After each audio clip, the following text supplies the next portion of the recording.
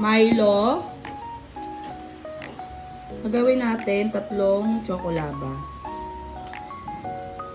2 teaspoon of Milo. Yung isa, konti lang daw kasi ayaw niya na masyadong malasang Milo. Next, cocoa.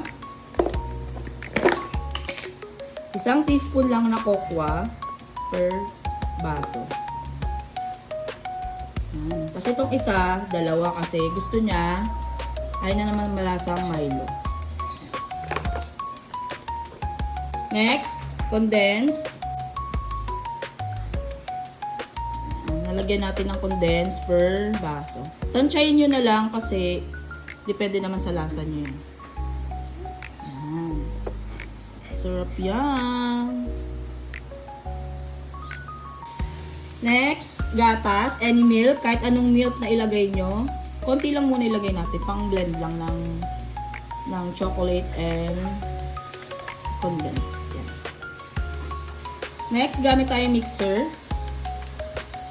Mix natin yung yan. Mimix natin siya hanggang sa lumapot. Lalagay tayo ng ice per bottle. Per baso. Ayan. Crush ice lang kami. Lalagyan natin siya ng gatas. Any milk ha, kung anong available sa inyo. Ayan. Then, lalagyan natin siya ng crush na Oreo. Diba? Ang sarap naman nito. Overload. Ayan. Ayan. Tapos, tatakpan natin siya. Ayan. Ito. Ayan. Sarap po. Ayan.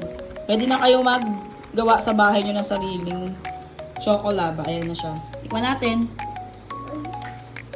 Oh my God, ang sarap. Gawa natin kayo. Bye!